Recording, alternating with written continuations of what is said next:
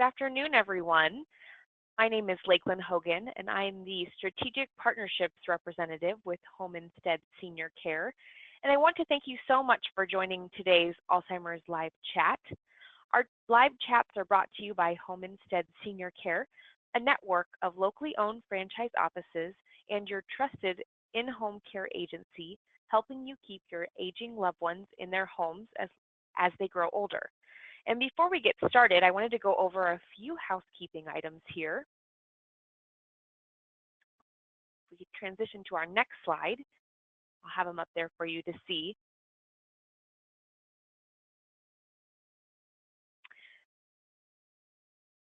First of all, we've muted all of your lines to reduce some of the background noise. And we still want you guys to be able to move about while you're listening to us. So by muting your lines, just keeping out the extra background noise. And if you have questions at any point during this webinar, you'll be able to see them on this. You'll be able to type them on the in the questions box that you can see there on your screen. I can see we already have one question, so we'll get to that question here shortly. So at any time throughout today's webinar, if you think of something, just type it in that box, and we will get to your questions. And you don't have to worry about taking notes or anything of that sort. We will be emailing you a link to today's recording of the live chat, as well as any links that we mention or resources that we mentioned during today's recording. And the email will be sent out after the conclusion of today's live chat, so you can look forward to that. And before I introduce our speaker or our expert today, I wanted to take a minute to briefly introduce myself. I'm new to the live chat, and again, my name is Lakelyn. And while I'm new in my role as the Strategic Partnership Representative, I'm not new to Home Instead. I've actually spent about 2.5 years working in our local franchise office. I worked with clients and their families. I also helped train our caregivers. And many of our clients and their families were dealing with a loved one that had an Alzheimer's diagnosis or another form of dementia. And at times, I even provided care to those clients. And it made me realize just how challenging it can be to care for someone with the disease. And it made me realize the toll that it can take on the family caregivers. And it was very rewarding at the same time. It was rewarding because I was able to help these families through the care that we provided at Home Instead. But now in my new role, I do a variety of things, including these live chats and other educational webinars. I also send out some emails. If you're on our email list, you'll be seeing those come through on a regular basis. And I also help facilitate our relationship with the National Alzheimer's Association and other strategic partners. And in addition to that all, I'm pursuing my master's in gerontology at the University of Nebraska, Omaha. I love learning, especially about the study of aging. So I will be done with that next May. And it's been a great journey. Everything that I'm learning applies directly to what I do. So hopefully I can bring some of that knowledge to these live chats and to my emails. So that's a little bit about me, but I'm excited to facilitate today's live chat all about indoor and outdoor activities that are Alzheimer's friendly. And I want to welcome back Garner. She's our expert for today's live chat. Karen is a family caregiver. Her husband has younger onset Alzheimer's disease. She's also the mother of 2, which keeps her very busy, and she's the founder of the Garner Foundation. And you can read more about her experiences at missingjim.com and on our website, helpforalzheimersfamilies.com. So Karen, welcome today. We are excited to have you. Thank you so much, Lakelyn, and welcome to the live chats. We are so excited to have you as well. I have really enjoyed getting to know you and hearing your ideas and suggestions. So thank you so much, and I am really looking forward to this chat because we have gotten some excellent questions. Yes, we have. And with the start of spring, although I'm sure in some parts of the country today, with that big snowstorm that hit the Midwest, it might not feel like spring, but we are approaching spring. So I'm excited to discuss some indoor and outdoor activities that people who have a loved one with Alzheimer's can do. So I know we have questions submitted ahead of time, but we did get one that came in just a few minutes ago from Angela. And she said, what are some ideas for bringing the outdoors to residents who are unable to go outside? I thought this was a great question because there are some mobility issues, especially with older folks, and they might not be able to get outdoors. So Karen, do you have any ideas for bringing the outdoors in? Oh my gosh, that is a great question. And there's a couple of things that come to mind. First of all, not knowing if this is a caregiver at a facility or in a home, I want to give two different answers. The first one I'm going to target is if it's at a home of some sort, a facility, and the person asking the question is possibly the person that does the activities coordinating there. So I know at the facility Jim's at, they have done some wonderful things with decorations. You know, obviously you have to be very careful because things can be put in the mouth, but they do like to hang things from the ceiling. And right now they have some wonderful paper flowers and things like that that are very bright and cheery, that look very springy, that are hanging from the ceilings, and some things that are around the facility to just sort of help guide the residents to have an idea of what time of year it is. So I think that's really very helpful. Obviously, if you're going to try to grow certain plants, depending on how far along some of the residents are, you can do some seedlings with them. I know at a respite care that Jim went to last year, every week they were planting something and, you know, watering it. And, you know, we actually grew some peppers from them last fall. So that was really cool. And the kids really got a big kick out of it as well. So just depending on the residents, of course, you can grow some plants, you can do some decorations. Another thing that really always is great, actually year round, is bringing some animals. I know just the other day at his facility, they had a small petting zoo that came and the residents just loved it. I think they had a llama and some other small animals there, and all of the residents just wanted to pet all of the animals. And so if there is maybe a company in your area that, you know, does that, where they bring small animals around for parties and things like that, I think that's a great idea as well. So on the other hand, if you are caring for someone in your private home and they are not able to go outside, I think there's still the idea of some decorations and possibly doing some plants or seedlings. You can also try to remember certain holidays that are coming up, like Easter is this weekend. So you can get out an Easter basket and put it there. And even if they can't get up, maybe you can put some eggs out and just have them place the eggs in the basket. You know, they could just be on one side of them or the other side, or even just in their lap, and they just lift up the egg and place it in the basket. Just a simple movement like that will trigger possibly a memory of doing that when they were younger. So I think there's a lot of different ideas if you just can get a little creative and think about all of the things that happen in the springtime with the plants and the flowers and the birds and the bees. And then another suggestion, I know Jim likes to sit at the window and he loves to look outside at birds at a bird feeder.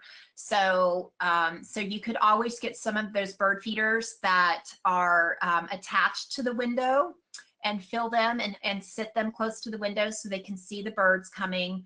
Or even if you can't attach them to the window, maybe a bird feeder that's on a stake out in the yard or hanging from a tree or something within their line of vision if they can see that far. So those are just a couple of suggestions. Karen, I think those are great suggestions. And when it comes to bringing the outdoors in, I think appealing to the senses, you had mentioned, you know, things that they can touch and feel and see. I think those are great ways to bring the outdoors in. So if you're able to have something that they can touch, or even the smells of spring, open the window, let I don't know, there's something about the air in springtime. It has a distinct smell, at least it does for me. So I think if you're able to also incorporate the senses in those activities, that can be really meaningful. Oh, I agree. That is a great idea. Thank you, Lakelyn, for adding that for me. Absolutely, my pleasure. Well, we had another question come in from Brooke, and she said that she and her husband like to play pickleball both inside and outside, and also disc golf, which I don't know if you're familiar, it's kind of like a frisbee golf. But she said she's trying to figure out, in addition to those activities, how to determine if her husband can still ride a bike on a path with a variety of people who also walk and run and skateboard along the same path. She says she doesn't want to hurt him or others. But, so do we have any suggestions for that? Oh, yes. Thank you so much, Brooke, for this wonderful question. I went through something very similar with Jim as well, and I know we had some friends that did, because you do want them to be able to keep doing as many physical activities as possible, but you want to keep them safe, and you want to keep the pedestrians that are also on the pathway safe. So one of my suggestions would be to take them on a sidewalk or a path that's a lot less traveled. So if there's another area you can take them to ride the bike, even if it's an empty parking lot, possibly, where you can get to them quickly if something were to happen, and let them ride their bike. And if it's possible, I would do it on a sidewalk where they would have to make sure they stop for a stop sign, or maybe move around some bushes or something. You know, there's always something blocking a sidewalk. So without having to worry about them hitting other pedestrians, which it sounds like is a concern of yours, I would definitely try to take them somewhere where there's not as much traffic and see how they do. Now, that being said, there's other things to look at. You know, how is their dexterity doing other activities? How is their balance? How is their perception and their ability to multitask? Because although they might be able to ride the bike easily, sometimes multitasking becomes quite the challenge. And so although they could easily ride the bike by themselves in an empty parking lot, when you start having a dog over here and some birds flying by, and maybe a car going by and somebody jogging, all of a sudden they have a lot of distractions, and they may not be able to do that. So if in their other life, you know, in other areas of their life, they're not able to multitask as well, or to concentrate when other things are distracting them, then that might be a sign as well. So, so you might have to use some judgment there. And, you know, it might not hurt to get a tandem bike where you can help them continue to ride the bike, but it's attached to your bike, and then you both can ride together. And that way you'll know that they're safe, and the other pedestrians on the pathway are safe as well. Karen, you bring up some great points there. I never really considered the fact that the inability to multitask would carry over into other areas, such as, you know, riding a bike. So thank you for sharing that. And the tandem bike, I mean, I've always wanted a tandem bike, so I think that that would be a fun way to do an activity together, but still making sure that the individual is safe. So thank you for your thoughts on that question. Oh, no problem. My pleasure. I hope that they're able to get out and enjoy some beautiful spring weather together. I hope so as well. Well, and kind of on the same track, we had a question come in from Jay, and he asked, how does one cope with the very short attention span when encouraging participation in such activities? Because I know you talked about when the ability to multitask kind of disappears or is reduced. What about when they have a short attention span? How can we still encourage participation in activities? Right. Great question as well. Thank you, Jay.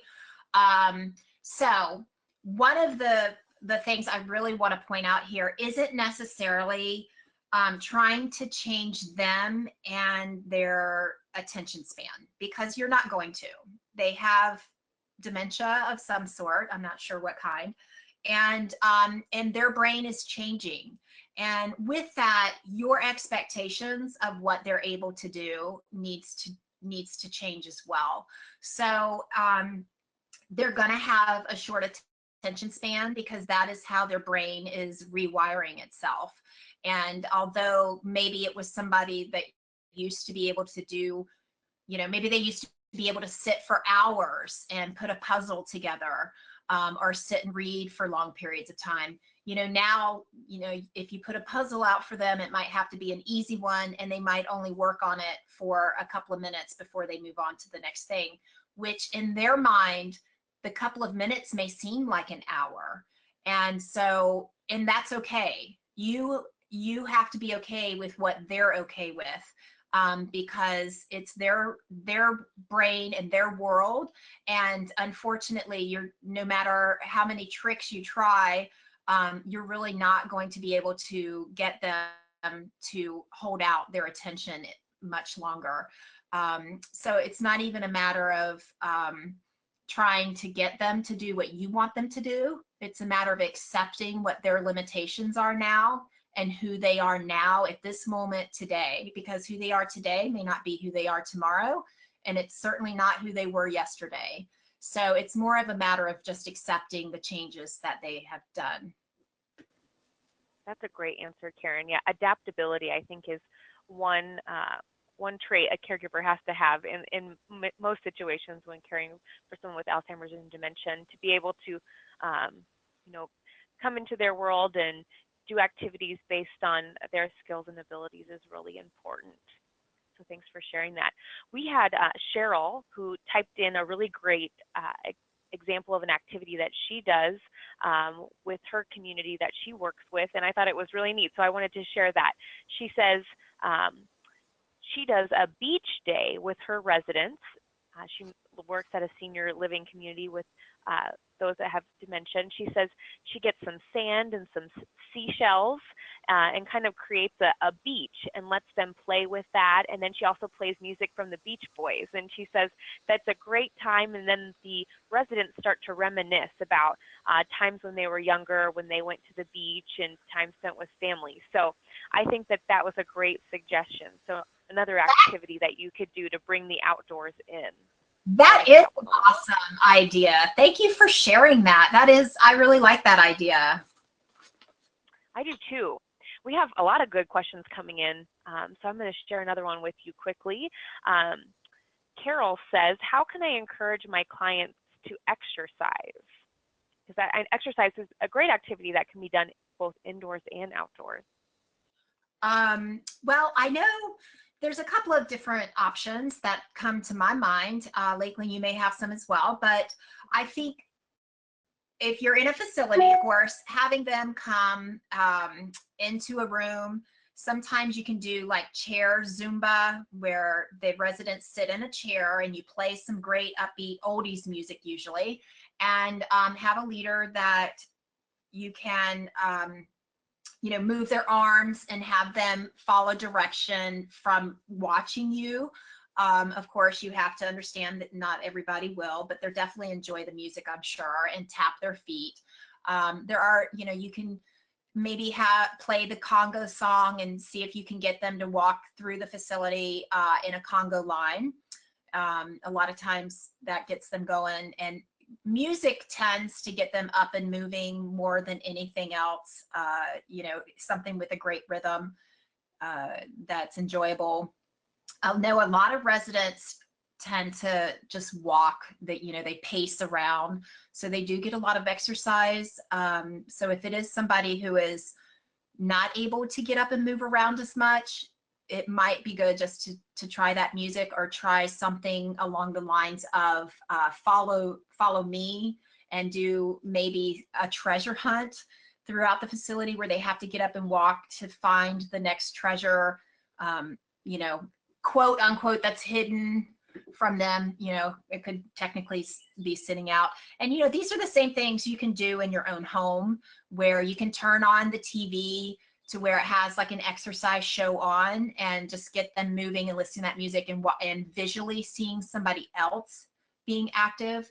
If you can get them outside to where it would be a safe environment, no roots sticking up or curbs, things like that, and get them out for a walk. Maybe if you have a pet, or you can borrow somebody's pet, they may enjoy taking a dog for a walk.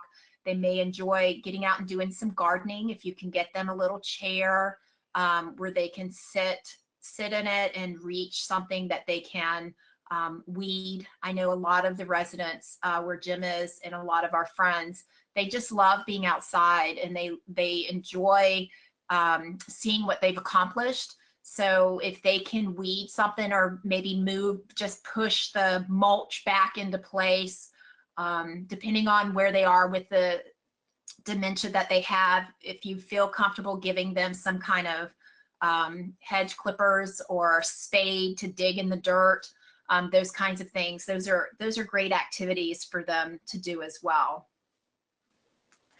You make some great points, and I was going to make a lot of the same suggestions. In addition, if you're inside, I know that the simple like balloon toss or passing it back and forth can really get them to reach their arms. That's a good reaching exercise that gets them moving, even if they can only sit down. It's a good kind of upper body movement.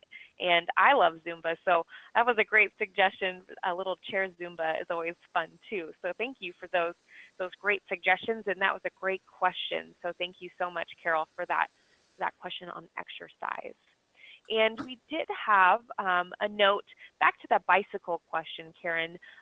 We had William write in, and he said, what can be done to assess the person's capacity for balance prior to trying a solo or tandem bike?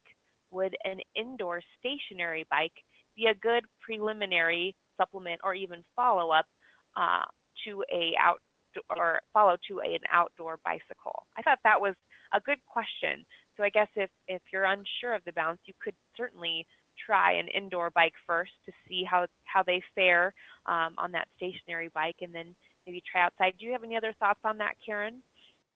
Yes, I think that is a great question, because it is important to know before you put them on a bike how they're going to be. But one thing you could do, you know, the police do it all the time. Every time they pull somebody over, you know, they do some little tests for them. Stand on one foot, walk a straight line. Can you walk on this line or along this path? Can you close your eyes and touch your nose? Because a lot of those things not only check your balance, they also check that multitasking that I mentioned as well. And one thing I did not mention that needs to be said is what they can do when you check them at this moment. They may not necessarily be able to do the next moment.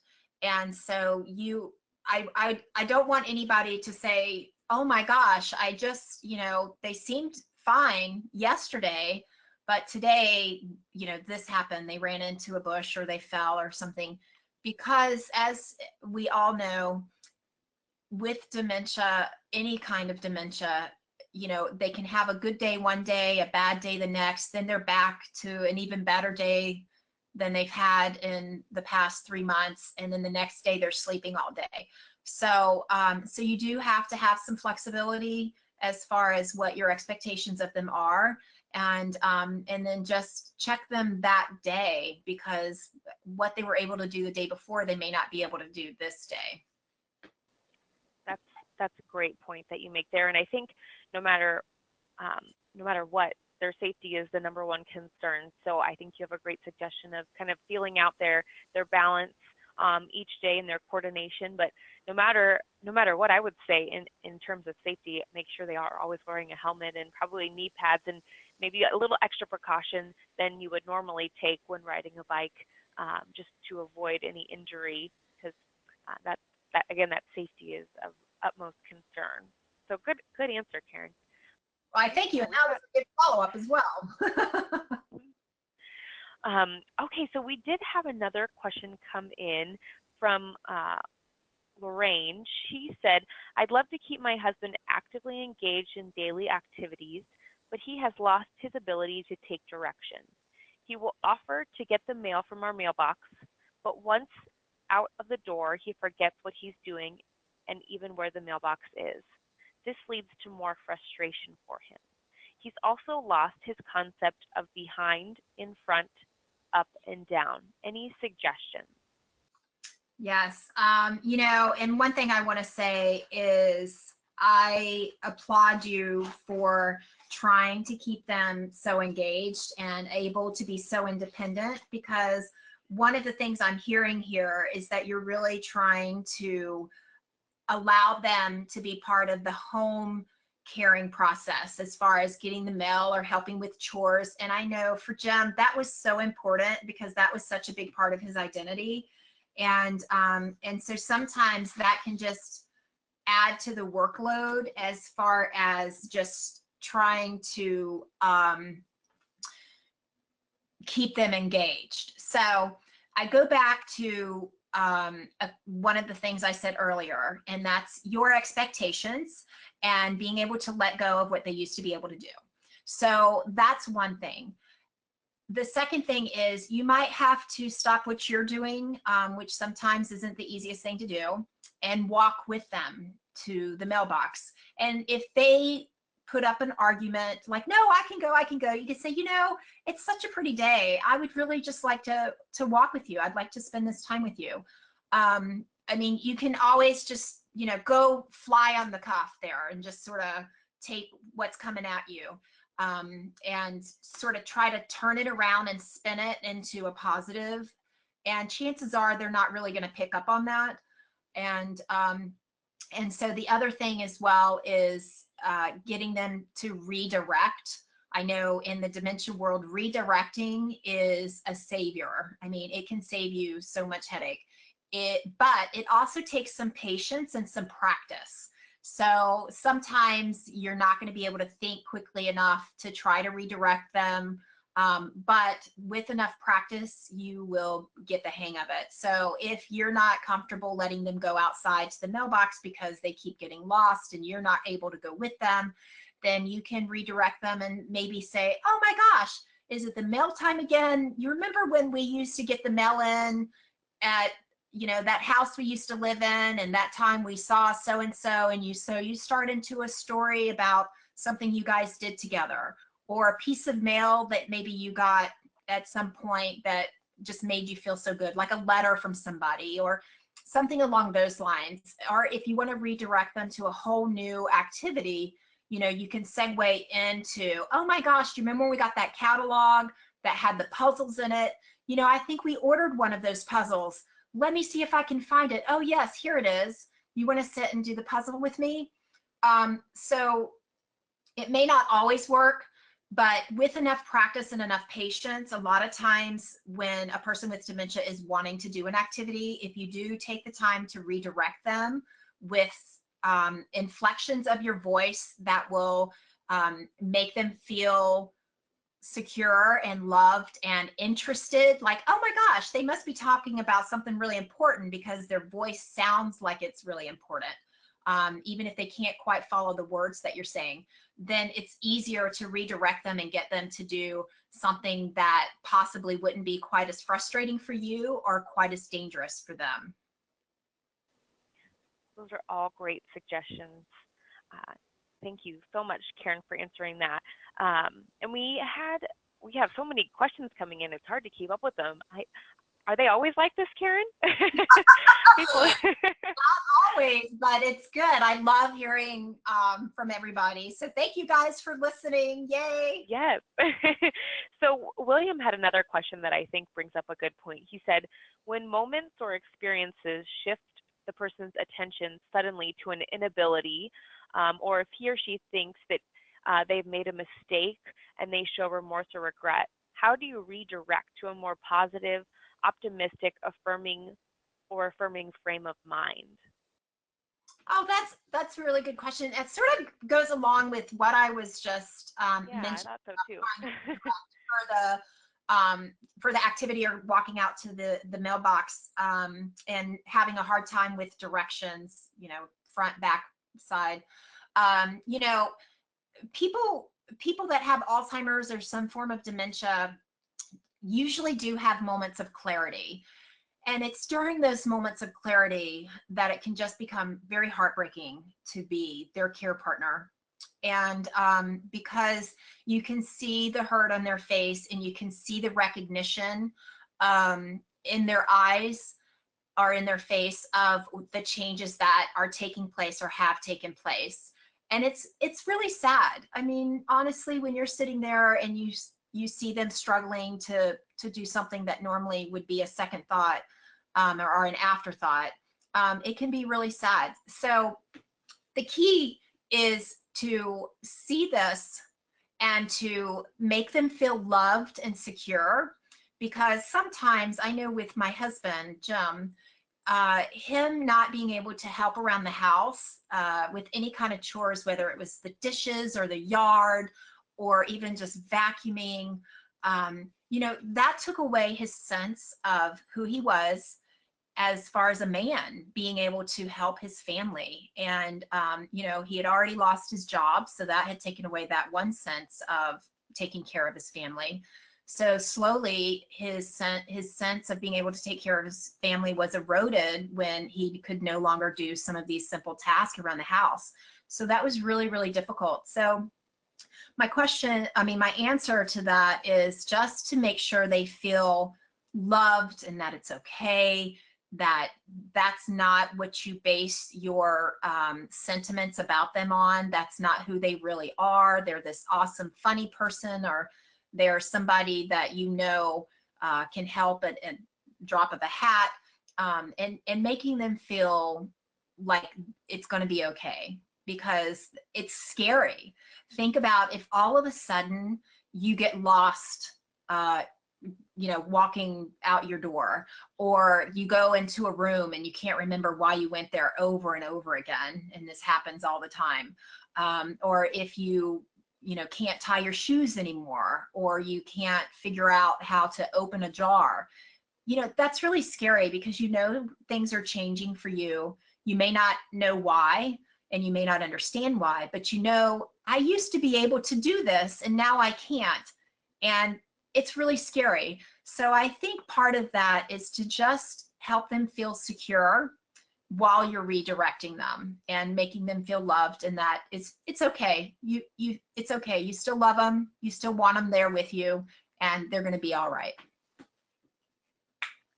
Thanks, Karen. Those are good things to remember as a family caregiver. I know that we've been talking a lot about activities to engage individuals in, but Bridget brings up a great question. She says, my mother-in-law says no when we ask or tell her about outings. We keep them very simple, but no matter what the outing is, she doesn't want to go, even when it's something she used to love to do, like go for a walk with the dog, or shopping, or on a country drive. And later, after we invite her out, she complains to other family members that the invitee thinks that she's stupid. How can we persuade her to get out of the house sometimes without offending her? So we talked about a lot of activities, but what if the individual doesn't want to engage in these activities? What can we do? Karen, do you have any thoughts on that?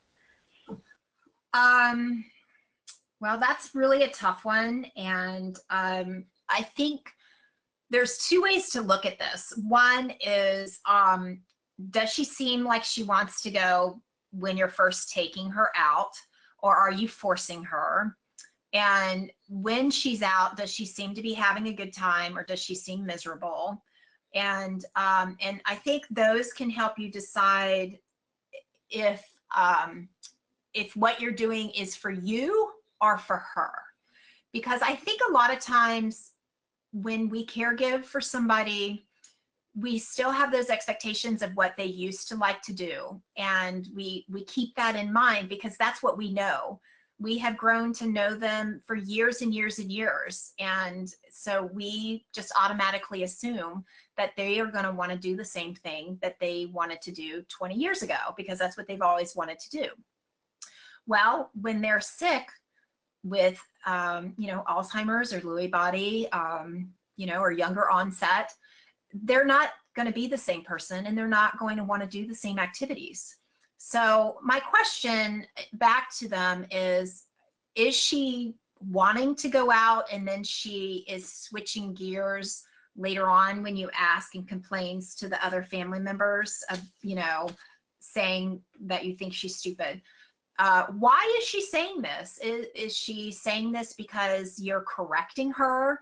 Is she saying this because she's scared? Is she saying that, you know, why? Try to get inside of her head and see why she's doing this, because I know there were many times that I would correct Jim because I expected him to be the same Jim that he was 5 years ago, but he wasn't. So I would, you know, correct him and tell him he had the wrong belt on, or he, you know, had mismatched socks or shoes, or, you know, take your pick. And because I was still expecting him to want to be the same person he was before, but it no longer mattered to him. He didn't care if his shirt was on inside out, or, you know, what belt he had on, or if he even had a belt on. So when I was correcting him, it started to wear on him and it would bother him. You know, that plays a part even when you don't have a disease. If somebody's constantly putting you down or correcting you or making you feel like you're not doing things right, then they're going to feel like you think they're stupid. So I'm not saying that they have been doing that, but I would like for them to be a little introspective and to see what's happening before she is saying that they think she's stupid. And I don't think, if she doesn't want to go outside that particular day, then maybe don't force her to go outside unless, you know, you really need to take her somewhere.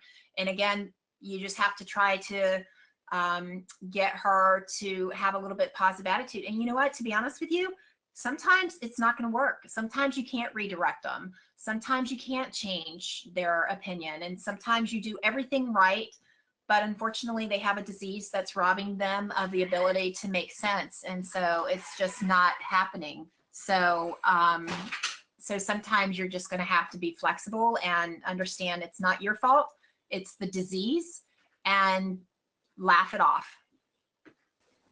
Those are some great points, Karen. And yeah, sometimes you have to put yourself in their shoes and kind of see it from their eyes to kind of understand why an outing that once was fun and enjoyable might no longer be so. I recently I was at the Aging in America conference in Washington, D.C. this last week and talked with a gentleman who his father had Alzheimer's, and he loved sporting events. And so he continued to take him to these sporting events. And this one particular day when the crowd got really riled up, his dad just kind of shut down. And he'd never done that before. He got really agitated and kind of almost crouched down in a fetal position, and the noise just became too much. And that was the day that he realized, you know, my dad might not be able to go to sporting events anymore. This doesn't seem, because of the progression of the disease, something that he's able to handle any longer. So now they just watch it on TV and they still try to make an event of it, but just kind of adapting the activity to better fit his situation at the time. So thanks for sharing your perspective on that, Karen. No problem. Thank you. That's a good story as well. Let's see. We have some more questions coming in. Donna asks, how do I keep my mom calm when doing activities? It seems that out of the ordinary activities and some activities sends her into a frantic state. And that kind of goes along with what we've been talking about. So any suggestions on how to keep an individual calm during an activity? Well, I mean, just like what you just said, with the example of the gentleman taking his dad to the sporting event, is something loud? Is there a lot of distraction and other activities going on around you? You know, is this something that they're getting frustrated because they're no longer able to do this activity? Are they no longer able to use that much energy just thinking about it? Sometimes it's not a matter of them being able to do it. It's a matter of how much brain energy it takes to do something. And at some point, they might just shut down because they are just exhausted from trying to do something that seems very simple. So I think the first thing to do is to just, you know, whatever activity it is that you're doing, you know, what are the outside sources that are affecting the situation? You know, is it loud? Is it crowded? Is it bright? Is it cold? Is it hot? You know, all of those things could come into play. And you know, is it necessary? Is it something that has to be done? Because if they are feeling overwhelmed and it's causing a lot of stress and anxiety, I don't think that you should be doing it with them. Even if they used to love to do it and was their favorite thing to do, it may no longer be. Those are great. That's a great point. Sometimes we don't always take into account how much the environment affects that individual, and it could be just one slight adjustment in the environment, or if you're going on an outing, instead of going at to the grocery store at the peak time, maybe try an off time so there's less people around, or try to kind of think outside the box, or find a way to still do a piece of that activity, but maybe at home or in an environment that's a little more quiet and low key. So great answer, Karen. Thank you. The questions just keep flooding in. We had some good suggestions that I want to mention quickly. We had someone say that that in their facility that they work at, there's a fenced-in area outdoors where the individuals can go outside and walk around and kind of roam freely, or if they're in a wheelchair, they go outside and push them around. So kind of for those that are able to walk on their own still, are able to have that independence to walk around that fenced-in area, because it's a safe area, but allows them to get some of that exercise and some good outdoors time. So thank you for that suggestion. And then we did have somebody also suggest an activity that gives the individual purpose. So maybe like a job or a task that they could do that gives them purpose. I recently, in one of my emails, or one of the emails that Kat sent a while back, had a video of a gentleman who popped bubble wrap, and his daughter gave him a piece of bubble wrap, and he put on gloves, and his job was to pop all the bubbles on the bubble wrap, and it gave him such a sense of purpose. And he even joked with his daughter saying, "How much do you pay me for each of these sheets of bubble wrap when I'm done?" And she's like, $5. So it really gave him that sense of purpose, and it was fun and meaningful to him, because he had worked in an environment where he had done a lot of tasks with his hands. So if you can I think that's one part about caring for someone with Alzheimer's or dementia, kind of looking into their past, seeing what their activities that they used to enjoy, and making modifications so that they're able to kind of do something similar in the place that they are. So I like that video. That's true. A couple of things I think are also great along that bubble wrap, the bubble popping thing, is like sorting socks, or like if you have some extra buttons, trying to sort out a container of buttons, anything like that. I think that can occupy them and get them to use some dexterity in their fingers is also a good thing, and makes them feel like they're helping out. Absolutely. Well, we had a question come in that's kind of timely with the Easter holiday coming up. Activities that involve a lot of family gatherings and get-togethers. Donna says, what's an easy way to explain to family members who are not around mom much and don't understand that she cannot handle family gatherings anymore, that she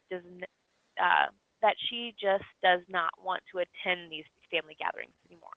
How can they best explain to their other loved ones why mom might not want to participate or attend anymore? Oh, any thoughts on that, Karen? Oh, I have a lot of thoughts on that one. Well, where do I begin? So I think this is a great question for a lot of reasons. One of the things Jim and I have always felt very strongly about is advocating and educating. And just like having a child, you can't possibly understand what it's like to have a child until you actually have your own. And I think being around someone that has Alzheimer's, you can't possibly understand it until you actually spend a lot of time with them, either live with them or care for them day after day after day, not an hour here and 10 minutes here. Because, we would have friends that would see Jim, and he was like, oh, he seems fine to me. Are you sure? You know, he doesn't seem like anything's wrong at all, which of course is like a slap in the face to a caregiver who is living with someone dealing with this day in and day out, and who is frustrated and tired, and then to have somebody come along and say, oh, they seem fine to me. What are you talking about? So I think that educating the family members on what it's really like with this person, you know, what their strengths and weaknesses are now, how they've changed, what the disease is doing to their mind and their personality, the difficulties that you have. And you can also share some of the positives so you don't seem like such a negative nanny. You know, if there's, maybe it was somebody that, you know, used to, I'm just going to say used to cuss all the time, and now they don't. Or maybe they used to get angry all the time, and now they're very passive and very happy. You know, so there are some positives that can happen as well. So if you can find those and share those along with the frustrations that you have.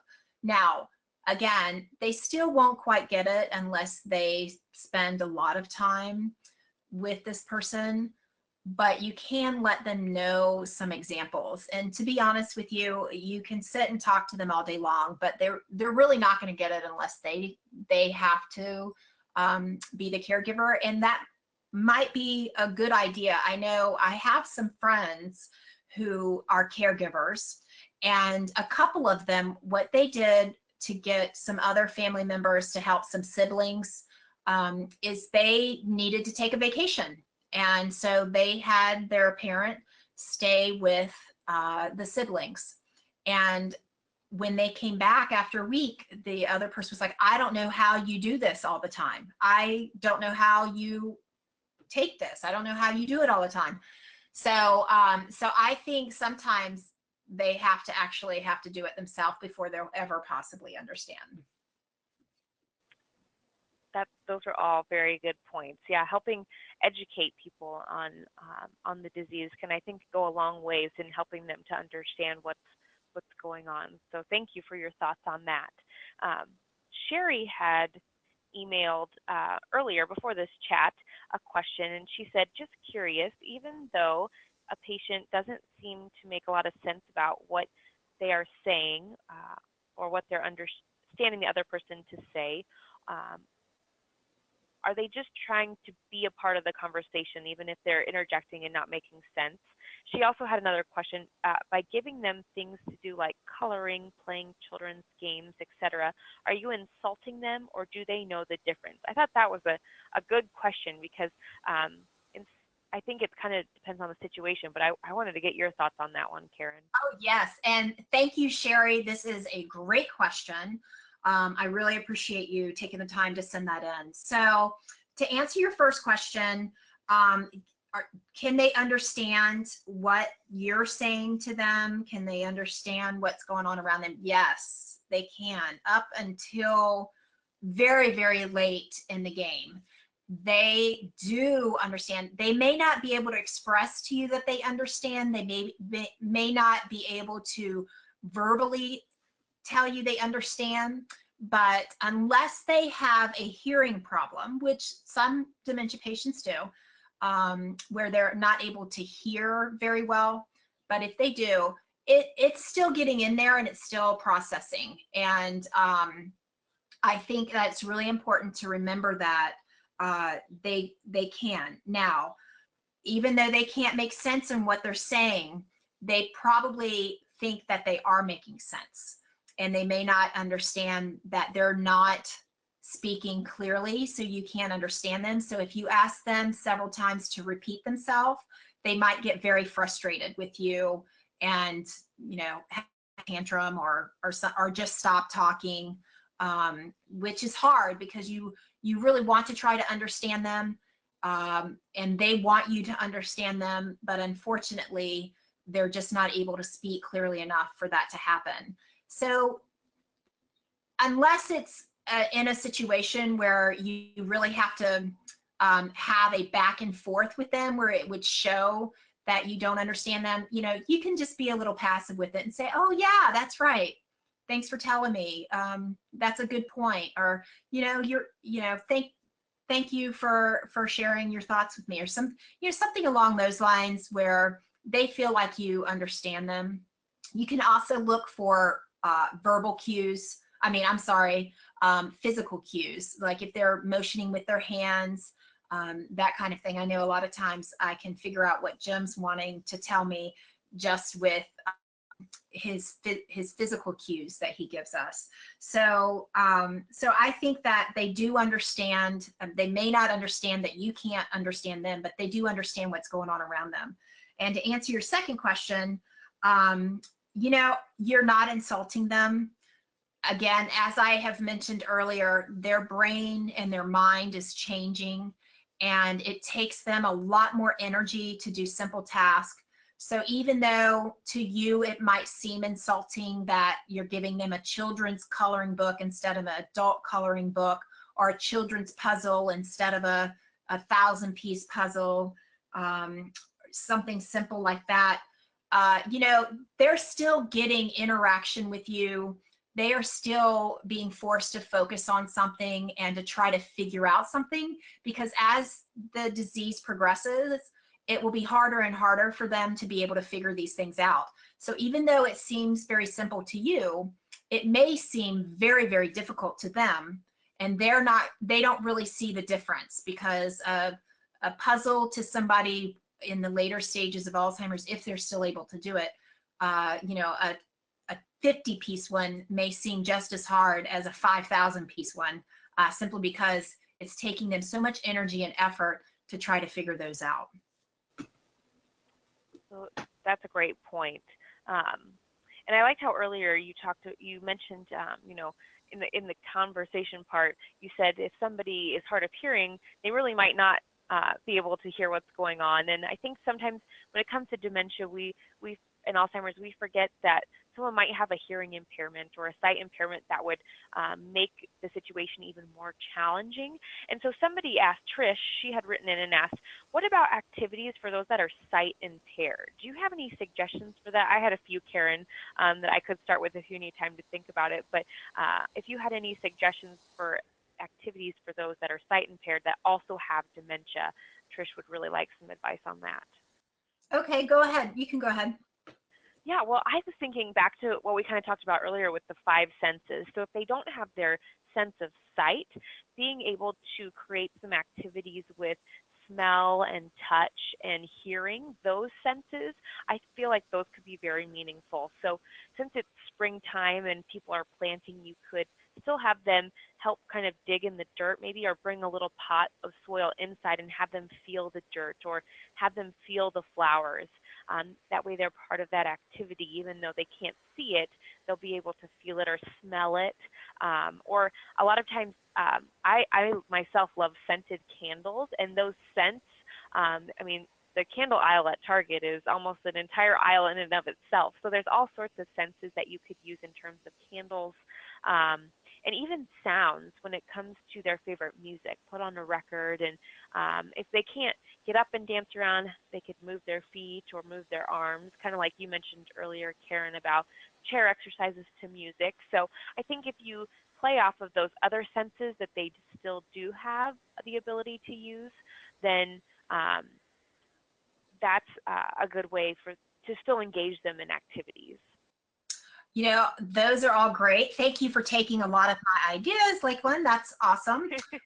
But I do have a couple of other ones, you know, especially along the lines of bringing the outdoors in, you know, going outside and getting some things from outside, like rocks or pine cones, acorns. You can go outside and get any kind of leaf or even a tree branch, bark, you know, anything like that, that they could feel, you know, with their fingers and have that textile, stone and things like that. You can get different types of fabric, like you can get felt and velvet, and then something rougher like burlap, sandpaper, those kinds of things. Another thing is something they call doll therapy. I know it's in certain areas it's taking off a little bit. You know, having a baby doll, and even though they can't see the baby, they can feel it. They can feel the baby in their arms. They can rock it. They can feel the hair if it's, you know, a baby that has real like hair.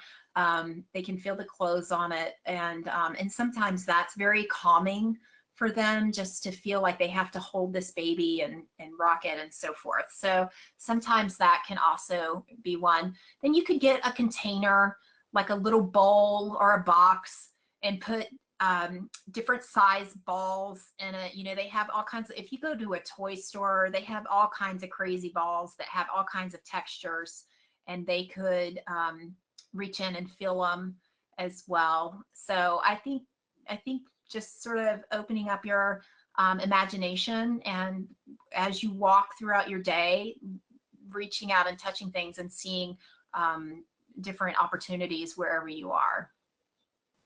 Those are great tips. Along the lines of that doll therapy that you mentioned at that conference I was at last week, Hasbro has come out with almost a lifelike cat that will purr and move its head back and forth, and it'll even roll over so you can pet its stomach. So for someone that's not able to have an animal, that might be, or that's sight impaired, that almost lifelike cat could also be some great therapy there. So I thought that was a really unique way that toy makers are appealing or providing useful therapeutic activities for those with dementia. So, and I would, oh, I'm sorry, I didn't mean to cut you off, but no, go ahead. And, you know, don't be afraid to get a little messy with them. You know, you can get different things like Play-Doh, water, you know, some form of liquid, something maybe a little bit thicker like pudding or Jello. I know it could get really messy, but it depends on how crazy you want to get. But, you know, it doesn't just always have to be something dry. You can get a little crazy with some liquids out there as well, and that would give them a whole different type of texture to feel. That's a great point. Yeah, it doesn't always have to be neat and tidy. We can get a little messy. It can be almost twice as fun if you can make a mess while you're doing an activity. Exactly. Wonderful. And, you know, you could get ice. You know, you could get ice cubes versus crushed ice. You know, in the wintertime, some snow. Then you could get something a little bit warmer, you know, so they're not just getting the textures, but they're getting the hot and cold in there as well. That's great. That's a great point. And I'm just going to mention one last comment that someone made, because we're about out of time. But Donna said she finds that sometimes when kids are involved, such as great grandkids or grandchildren, the individuals might participate more in the activity because of that intergenerational interaction. It kind of gets engaged and interested in the activity. So it's not only just the family caregiver and that needs to be providing all the activities. You can get some other family members and even some kids in the family involved. Yeah, that's a great idea. Yeah. Great ideas from everyone, especially you, Karen. We are so thankful that you were able to join us today. We had some questions that we didn't get to, so I apologize for those that had some questions that are still left unanswered, but we will put them in our question bank and try to answer them during a different webinar or live chat, pardon me. And we are moving these live chats to a quarterly basis, so our next one won't be until this summer, but keep your eyes and ears peeled for some emails that are going to be coming out on the next date and time of our live chat. And if you're not signed up for the email list, you can go to helpforalzheimersfamily.com and get signed up. We're sending out some great information on a weekly basis, just like that video of the guy popping the bubbles on the bubble wrap. So fun ideas like that we distribute when we find those. And again, a live recording of this live chat will be sent out to you via email if you are registered today. And then it will also be on helpforalzheimersfamilies.com, so you can reference back to it or share it with those that were not able to be on today's call with us. But again, Karen, thank you so much. Happy spring, and we'll be talking to you again soon. All right, great. Thank you so much as well. Take care, everyone. Have a great day.